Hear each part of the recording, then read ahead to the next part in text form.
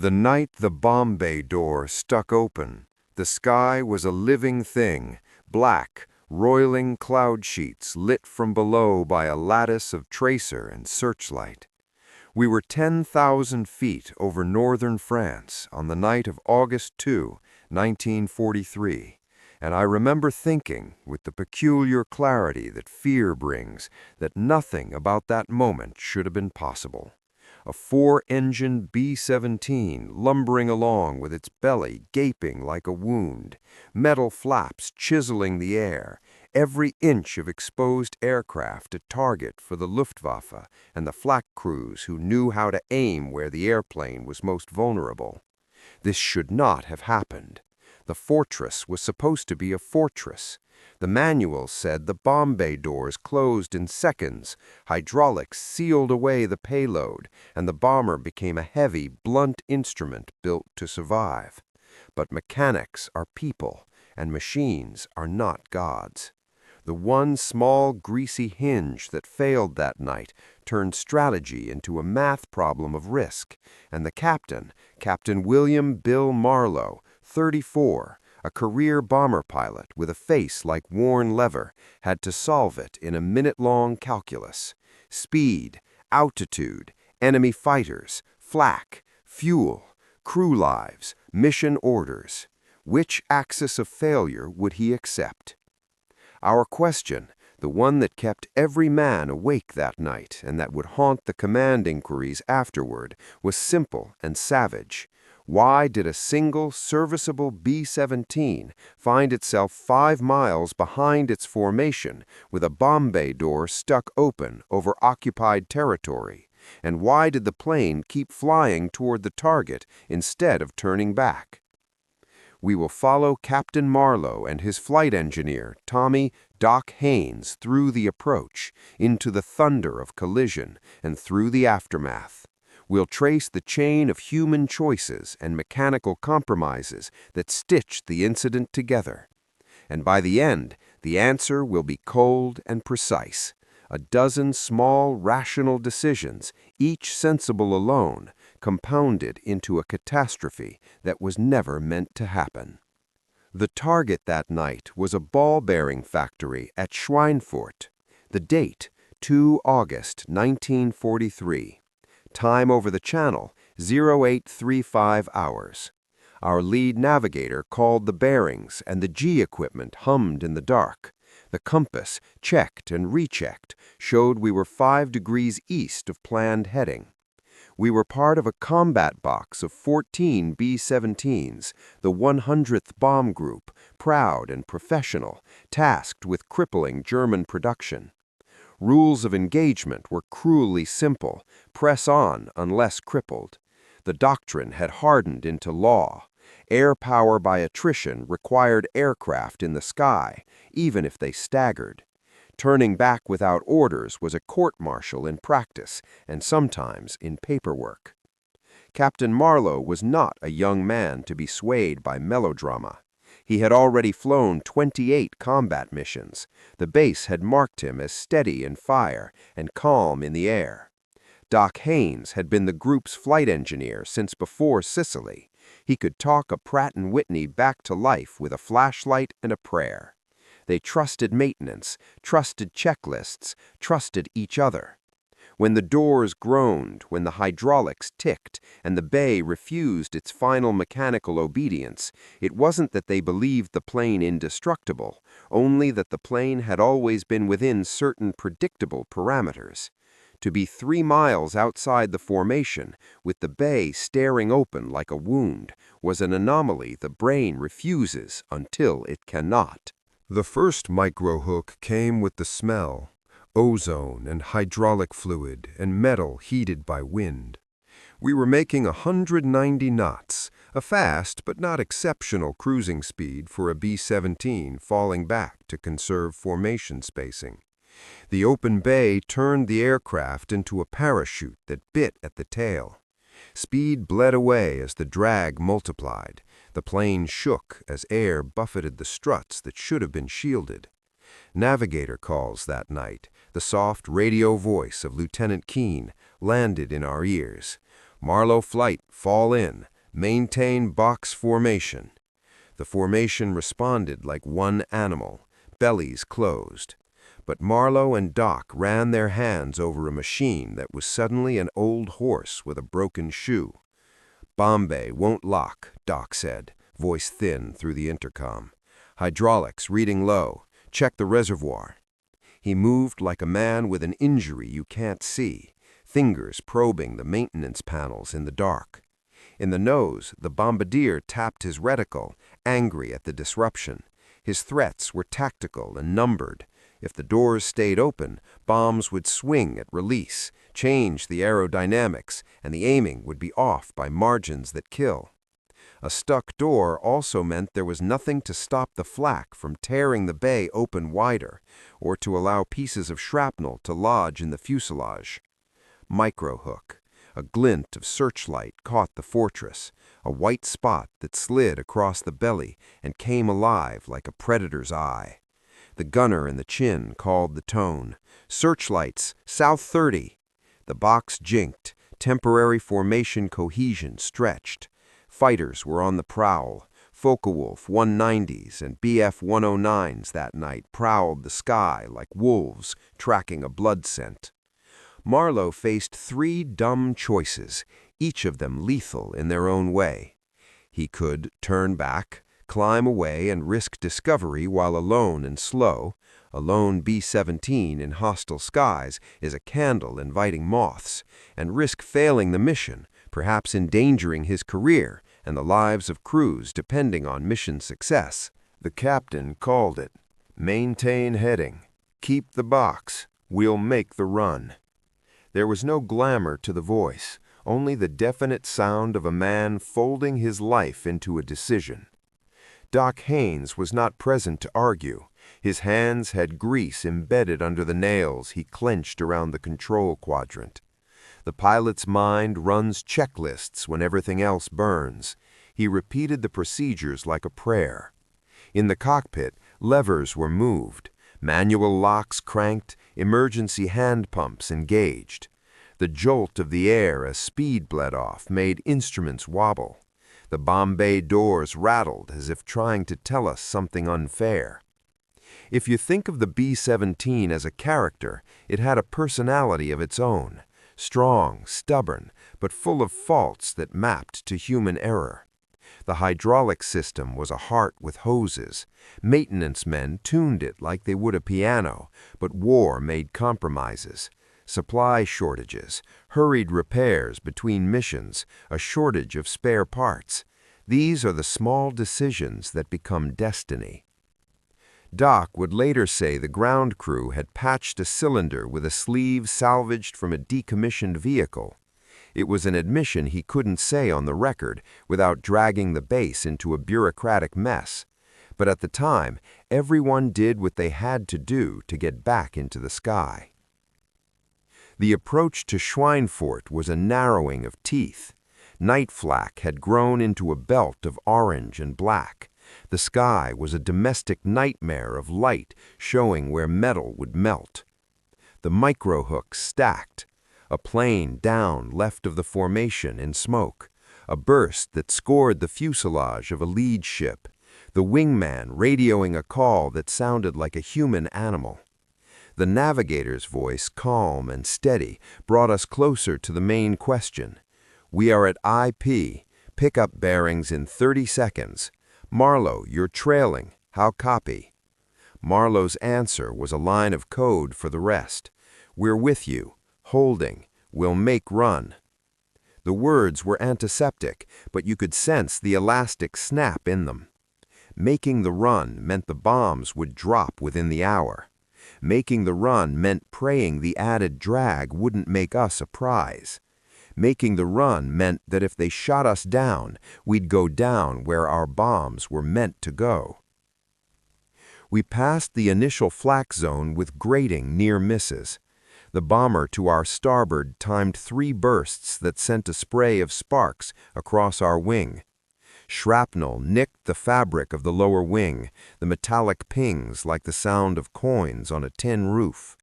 The physics of the open bay made the tail pitch more than usual. The bombardier, Sergeant Ray Ford, kept his eye on the Norden, throat raw with concentration. The target was now less than 10 minutes away. Microhook, an escorting P-47 arrived, roaring and white as a missile. For a moment, salvation was visible, fighters that would keep the German Bf-109s away. They dove toward the black specks, and classical "all planes cover close" threaded through. But the P-47 pilots had orders of their own. Their fuel was finite. The escort would peel off after a certain distance. The presence of the Mustangs was a reminder of the cold numbers in a logbook. We would learn later that the decision to continue had not been unanimous. In the waist, Corporal Jensen muttered that we should dump the load. "We're slow as a milk truck," he said. But those words died as the bomber tightened its teeth and the Norden's light blinked. And then Schweinfurt was below. The target was a brittle shadow of lights and coiled roofs in the German night. Flak was dense and concentrated. It had been mapped by intelligence, and its coverage was accurate. The first salvos burst like the earth had been given teeth. A burst tore across our formation, the reverberation felt in the soles of our boots. Bombs swallowed altitude like rocks dropped into a lake. We were told to stay on course, to ride the thunder with the steel-heartedness of men who had pretended steel could outlast a gun. A micro-hook. The bomb bay door, already a problem, began to chatter like an animal in a trap. The linkage, mated with a part patched from something else, started to resonate. The metal groaned, and in the rear turret the gunner swore and kept firing. A staccato burst of flak struck the midship. The plane lurched. Something metallic pinged against the fuselage and disappeared into the belly. Then came the worst sound of all. Not the flak, not the engines, not the wind raking the airframe, but a dull, wet thud from the bomb bay as a retention pin failed. The load shifted. 24 500-pound bombs did a slow dance in the dark, and the bomb aimer's face went white. For a moment, the plane was a living pendulum, the nose dipping with the mass shifting like a moving tide. The Norden's gyros fought to keep the crosshairs, but they were fighting a reality with momentum and unexpected geometry. A man in the nose swore and punched the manual release. Then the bombs fell. If you have ever watched a heavy load drop in a film, the screen squeezes and the music swells. In real life, it's different. There's a long, slow, mechanical inevitability to a bomb release. The craft shudders. The trajectory for a falling bomb from 10,000 feet is a long, cunctant arc, a long arc that becomes a final argument against fate. When the bombs left the bay, the aircraft changed again. The center of weight shifted forward. The nose dug. The air became a new partner with a new script to follow. The plane reacted with that raw, unadorned physics that has no sympathy. We watched the bombs pass below, and in the aftermath there was a strange, immediate silence, a little vacuum of time before the retaliation arrived. Then the flak answered with a fury like a house collapsing. A direct hit on the port engine turned it into a torch. Flames licked the cowling. Instruments slid into uselessness. The mantle of the night fell into chaos. Microhook. A radio voice that was once steady, now tasted of paper. Port in flames. Engine 3 out. We are losing oil. Up front, the pilot wrestled with a plane that had been condemned by the combination of its own weight and the enemy. The P-47s tried to peel fighters off. A Bf-109 tasted our flame and closed in like a shark on a blood trail. It would be easy to make any single moment appear decisive after the fact. In the weeks that followed, investigators pointed at the open bay. Others pointed at the retention pin, or the patched hydraulic cylinder, or the man who signed the maintenance log late the previous evening. But the truth, the simplest truth, was cumulative. It was the arithmetic of small errors in policy that created the perfect storm. Shortages in parts, pressure to keep a bomber in the air, a ground crew's improvised fix, a mission command that demanded delivery, and a pilot's honor-bound decision to proceed. Each link alone might have held. Together, they broke. Murray, the tail gunner, radioed in a brief, half-formed plea. "They're on us, no cover. Feel like we're walking." His voice was carved with terror. The commonwealth of fear spread. The fortress bucked as more shells translated physics to injury. With 2 engines and an oil leak, altitude bled. Orders: keep throttle, maintain heading as best you can. Commander Marlowe, squeezed by duty and the load of his crew's lives, did not abandon the run. He could have made a different choice. He could have banked west and tried to find a field to desperately land in England. He didn't. Micro-hook. Sparks from the starboard wing signaled a second hit. Fuel line ruptured. The smell of burning saturated the cockpit.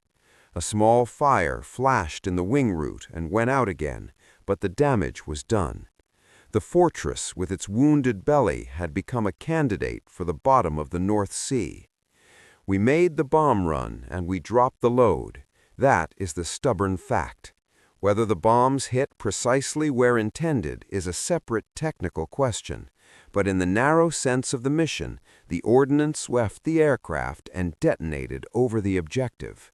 The satisfaction of that mechanical success came at the price of the aircraft's ability to return.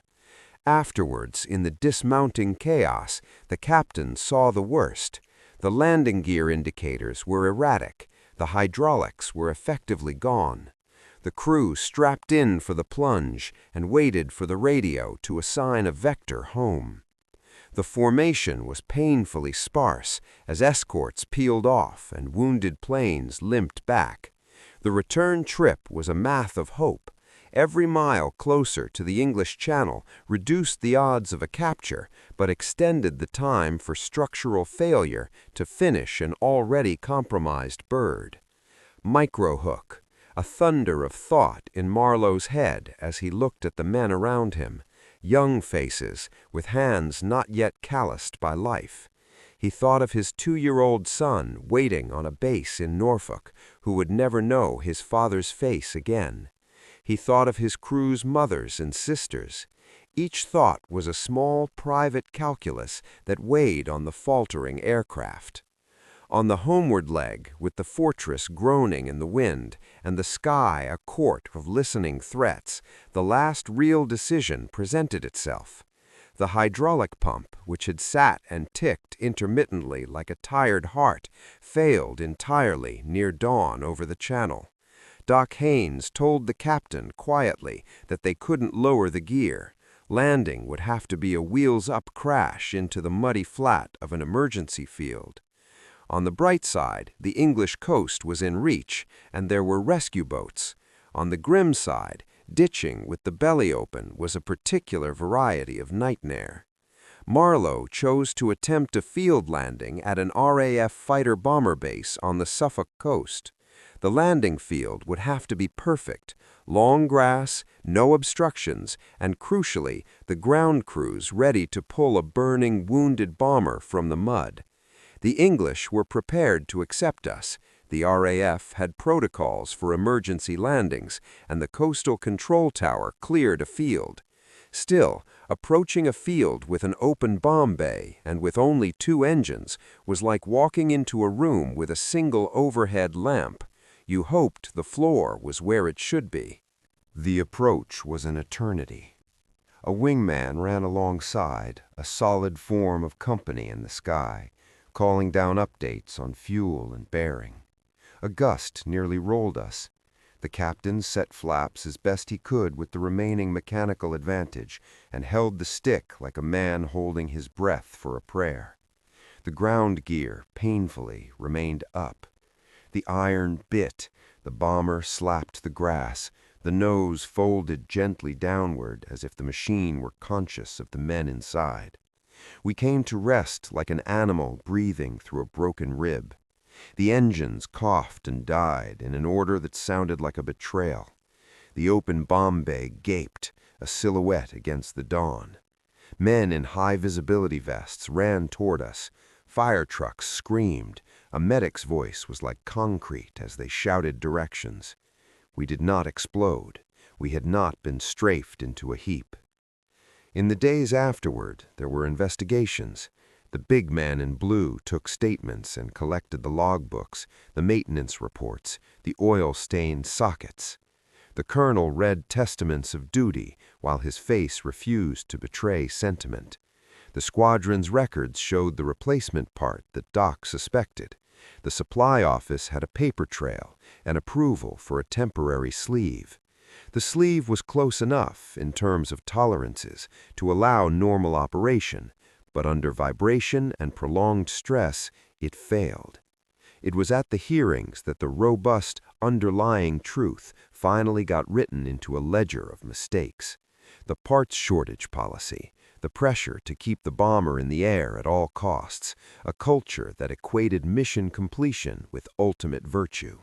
The bomber had, in fact, been made to be mission-capable at the expense of safety margins. Maintenance men had signed a log that suggested readiness. A sergeant had initialed the final inspection with a weary hand. The inspector overseeing spare parts had signed requisitions down at headquarters where someone else had prioritized another base's needs. Microhook. The final recommendation read like a moral in thin ink. Change the logistics. Mandate a secondary check. Replace ad hoc fixes with formal approvals. The bureaucratic apparatus was embarrassed by the moral clarity that a near tragedy brings. They would, as organizations do, promise reform, but promises on paper are policies. They don't carry the smell of oil, nor do they soothe the men who watched a mate's face go pale under flak. The cost was not only mechanical. Corporal Jensen and Sergeant Ray had been shaken. Some would never fly again. Others left the service, unwilling to risk another life to a machine that had no conscience. Captain Marlowe, who had stared into the decision triangle and chosen to press on, found himself at war with both the brass and with his own conscience. He defended his decision publicly. The mission was essential, he said. The strategic imperative justified the risk. He wrote letters to families, performed interviews, and had his reputation torn between hero and fool. The press leaned into the hero angle because it sold papers, a captain who delivered bombs despite being wounded. The central question, why did he continue, became a story of courage. In the quieter rooms where historians later traced cause, the story looked less glamorous. Courage had played a role, but there was also the corrosive calculus of command structures that rewarded risk and a supply chain that punished prudence. In the post-war years, analysts would call it mission imperative bias, a culture that makes the completion of the assigned task disproportionately valuable compared to other costs. In the engineer and the maintenance hangar, a young corporal named Lewis whispered to Doc that he had warned about the sleeve a week before. He'd told his NCO. The NCO had only smiled and said, "We need that bird up. Sign off." The small human reluctance had been squashed by necessity. It was the noise in the background, pressure to keep the engines humming and the wings up. That noise is what killed planes. In the larger sweep, the raid on Schweinfurt was a bitter marker in the air war. It was the kind of mission that made doctrine and ethics clash. The heavy loss ratio in those months forced Allied command to confront whether daylight precision bombing, so dearly bought by pilots and airmen, was sustainable. Into that debate rolled our picture, a near disaster that did not end in tragedy, but could just as easily have. The bomber that should have been a fortress had been a fragile human machine whose failure was human-made. The final act of closure was not dramatic. There was no public hanging of the mechanic or a court-martial of the captain. There was, instead, a series of small reforms inside the airbase, stricter parts approvals, mandatory redundancy in certain circuits, and clearer authority for a pilot to abort without being branded a coward. There was a change in the culture, slow as fog rolling off the channel. Mandatory maintenance audits, more conservative dispatch criteria, and better reporting. These weren't thunderclap reforms. They were, in the end, the most honest remedy for a failure that was itself honest. People doing their jobs, but doing them within a broken system. The question we set out to answer, why a bomber with a jammed bomb bay stayed on target instead of turning back, has a simple ending. Because the system made staying the logical, rewarded option. The sum of small incentives and the moral grammar of duty nudged men toward risk. The pilot's decision was not a singular moral failing or a burst of heroism in isolation. It was the product of policy, pressure, equipment shortages, and the human need to obey orders. Captain Marlowe did not act from a single motive. He acted because every sensible metric at that moment pointed to completion of the task as the measure of success. He acted because the maintenance note said serviceable, because the supply officer had signed, and because the men under his command trusted him with the mission. Those seemed like good reasons in the dark. But there is a simpler and harder truth that closes the story. When you make risk the currency of duty, you will eventually bankrupt someone's life. That night at Schweinfurt, the bomber came home, wounded but unbowed, because of luck and because of a dozen small acts of competence. It could have gone the other way. The lines in the record that recommended better parts procurement and clearer authority were not incidental findings. They were a confession. They were the military admitting that the calculus had been wrong. Captain Marlowe's last report was brief and factual. He should have said more, but the war had hushed men in ways that states could not measure.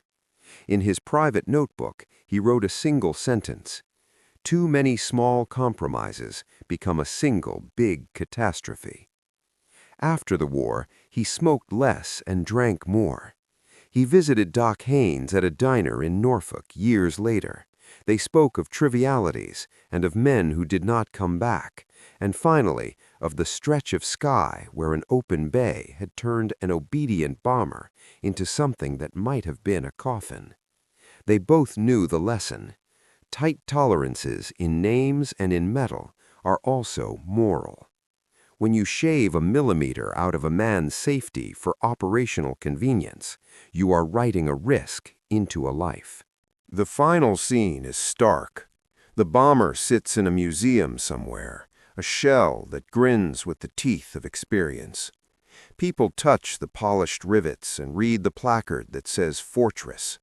They see the metal, the irony of a machine celebrated for durability that can fail for a single sleeve. They might read the captain's name, the date, and perhaps the name of the mission. But unless they look deeper into the maintenance ledgers and the memos wrapped in the bureaucracy, they will not see the real scar, the logbook where a mechanic's tired signature said, "Fit for flight," in a war that treated words as seals. The answer is finally simple and unforgiving. The bomber kept going because the culture, the supply chain, and the command structure made going forward the rational choice. It was not a heroic defiance of reason, so much as a rational choice that created a moral cost no ledger could capture. That is the scar the war left. Small decisions made under pressure, combining until their sum was lethal. We do not end with an image of redemption. We end with an image of the captain standing by his plane, the morning sun catching the open bomb bay door like a wound that did not heal. He looked at the men who climbed out of the fortress, at the faces that had known what it was to be near death, and he said nothing. Words became small tools after that night. The lesson had been learned the hard way. If you ask me now whether he did the right thing, I will say this. He did what a man trained in the command structure did, what a man of duty was expected to do. And duty, in that crucible, can be an all-consuming fire that burns whatever compromises you make to get through. The hard lesson, the scar we carry, is this: never confuse mission success with moral correctness when human lives are the coin. If you have to choose between a policy that demands mission completion at all costs and the life of a crew, you've already begun to lose. The bomb bay door that wouldn't close was a mechanical fault, yes, but the failure that nearly followed was not mechanical. It was social, institutional, and ethical. We fixed the parts afterward. We tried to fix the policies too. The last line I'll leave you with is what Captain Marlowe whispered into a cigarette smoke the week after. We won the battle and almost lost the men who bought it for us. That's a poor bargain. They put him back in the flight line within months. Men like Marlowe did not leave flying because one night had eaten their sleep. They adapted. But adaptation is a second kind of cost. The easy bravery, the one that comes from adrenaline and obedience, slowly seeds to a harder vigilance. Doc Haynes grew quieter around metal. He began to write notes on parts and leave them in conspicuous places.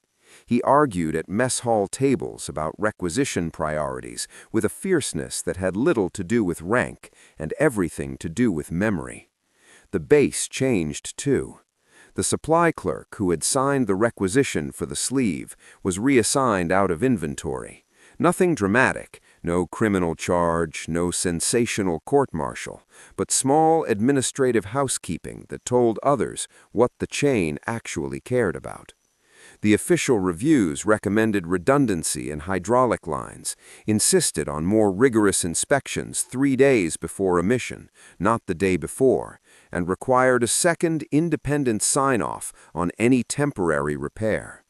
They mandated training for pilots to give them explicit authority to abort without fear of immediate reprisal.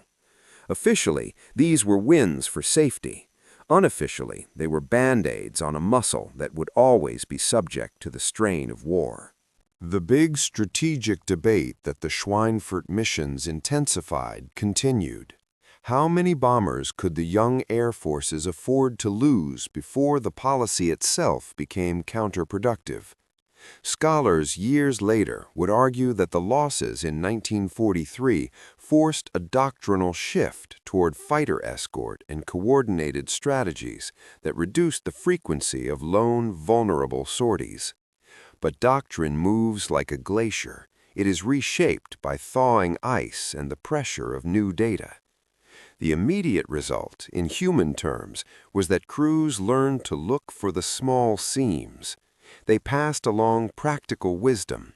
Checklists became more detailed. A finger was run along a bolt's head to feel for cheating, and young mechanics were trained to say no in stronger terms. For all of the reforms, the emotional toll persisted. After-action reports are sterile things. They list damage in columns of numbers and part codes. They rarely capture the smell of adrenaline mixing with burnt oil, or the frightened silence when a man realizes his hands cannot fix fate. One night at the base club, years later, Marlowe finally let the suit of command fall away and told a younger pilot something he had never said aloud in a debriefing room. There's a point, son, where you realize you're keeping other men in a machine you wouldn't trust with your sister.